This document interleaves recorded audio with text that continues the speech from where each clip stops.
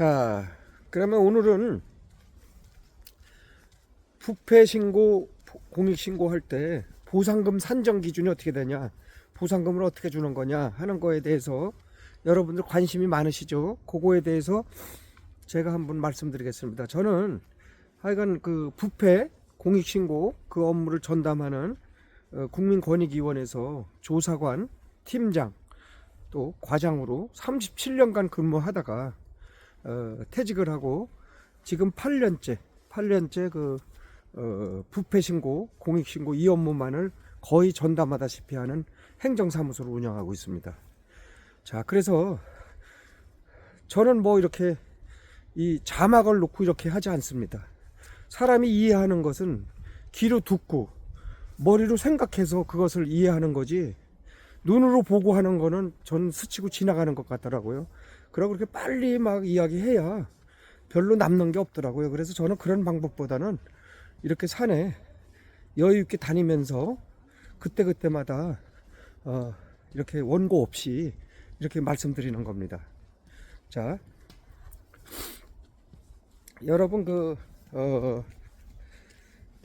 부패 신고, 공익 신고를 하게 되면은 여러분들이 상당히 여러 가지 어려움에 처하게 되는 경우가 꽤 있습니다. 다 그런 건 아닌데요. 어떤 신분이, 자기가 신고자 신분이 누설되거나, 또 어떤 회사로부터 뭐 인사상의 불이익이라든지 뭐 파면, 해고까지 당하는 경우도 있고, 또 감사를 뭐 이렇게 집중적으로 받게 하기도 하고, 여러 가지 불이익 처분이 따르게 됩니다. 그리고 신변 안전에 또 위협을 받기도 합니다. 본인과 가족이.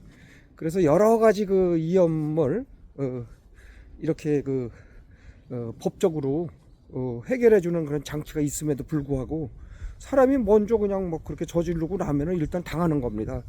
그래서 이게 부패신고, 공익신고, 공익제보가 어렵다는 겁니다. 그렇지 않겠어요? 그래서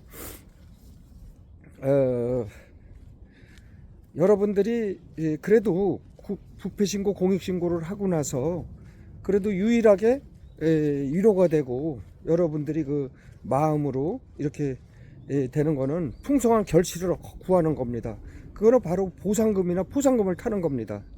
자, 보상금, 포상금만 얘기해도 제가 뭐 한 몇 시간 강의를 해도 부족할 것 같습니다. 그런데 오늘은 아마 핵심에 대해서 한번 말씀드리겠습니다.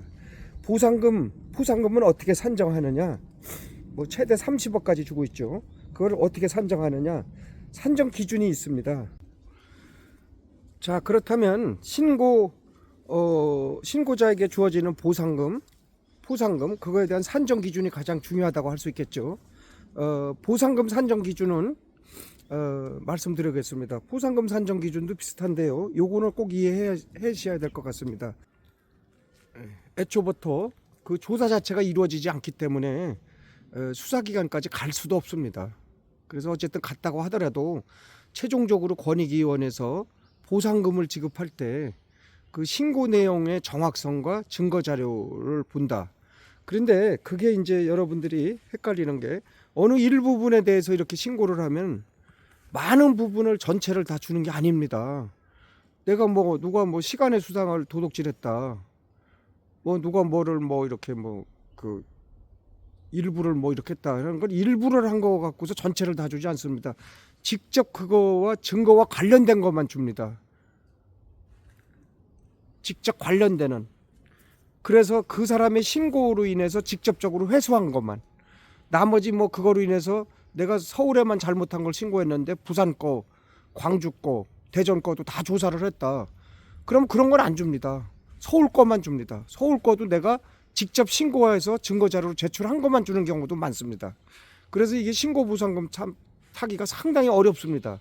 자, 그래서 어쨌든 최선을 다해서 증거자료를 갖추고 또 신고 내용을 정확하게, 뭔가 요지가 분명하고 뭔가 핵심이 있어야 되는 겁니다. 그거를 잘 작성해야 되겠죠. 그 다음에 이제 두 번째입니다. 두 번째는 이 자연을 비춰주니까 괜찮지 않아요? 딱딱한 실내 공간보다. 자, 두 번째는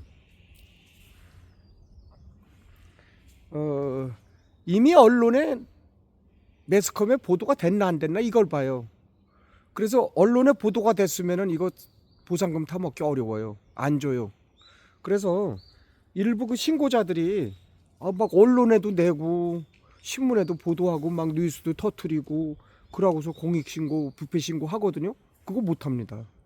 부패신고하고 공익신고를 먼저 해야 된다는 얘기죠. 적어도 먼저 하고서 최소한 며칠 있다가, 날짜가 확실히 구분되게 며칠 있다가 그때 가서 언론에 터트리면 됩니다.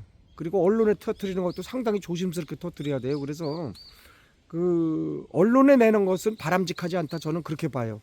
언론에 보도가 되면은 그거는 일단은 보상금 지급 대상에서 보상심의위원회에서 아예 그런다니까. 이게 언론에 보도됐어? 보도된 거 있으면은 벌써 막 벌써 안 좋아요.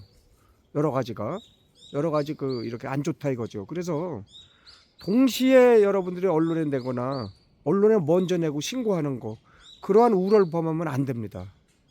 자, 그리고 세 번째 말씀드리겠습니다. 저는 뭐 이왕이면 쉽게 좀 말씀드리겠습니다. 세 번째는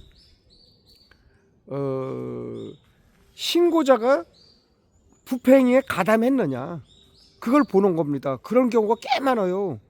신고자가 예를 들어서 이제 국가나 지자체에서 보조금, 뭐 R&D 사업이나 뭘 이렇게 보조금을 지급했어요.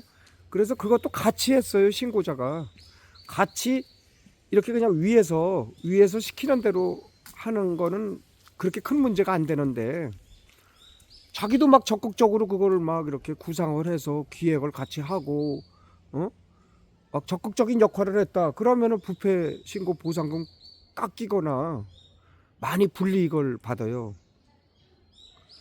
그러나 그 사람 신고자의 그 면책 사유, 뭐 징계 처분이라든지 뭐 형사 사건 이런 데 있어서 상당히 감경이 되거나 면제되거나 그런 건 맞아요.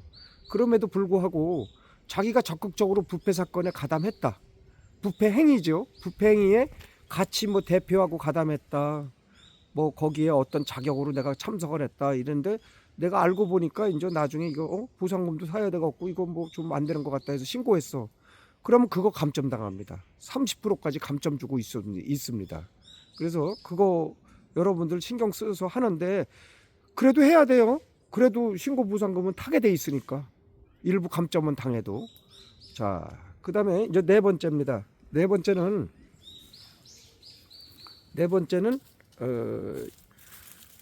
신고자가 얼마나 이 부패 행위 해결에 얼마나 기여했느냐, 부패 사건 해결에 얼마나 기여했느냐. 신고자의 이 신고로 인해서, 신고 내용과 증거 자료 이런 거로 인해서 부패 사건 해결 기여도가 만약에 100점이라면은 이 사람이 한 70% 정도 기여했느냐, 뭐 100%를 기여했느냐 하는 것을 상당히 주관적인 판단인데, 아마 그 보상심의위원회 내부적으로 어떤 그런 기준이 있을 겁니다. 그래서 그거에 대한 판단을 또 합니다. 부패 사건의 해결에 기여한 정도. 그래서 그거에 대해서도 합니다. 그래서 여러분들이 부패 신고, 공익 신고를 하면서 온갖 그 신분상의 불이익 조치, 신변 안전의 위협을 느끼고 또 뭐 신분이 누설되기도 하고 회사에서 왕따를 당하고 여러 가지 그 불이익 처분에도 불구하고, 그럼에도 불구하고 이런 보상금제도가 있기 때문에 여러분들이 적극적으로 해야 됩니다. 뭐 물론 그에 앞서서 국가나 어떤 사회가 맑고 투명하고 정의로워야 됩니다. 그러한 정신에서 출발을 하게 되면은 자연적으로 나중에 신고 보상금도 후하게 주어지지 않겠는가, 그런 말씀을 제가 드려봅니다. 오늘은 여기까지 말씀드리겠습니다.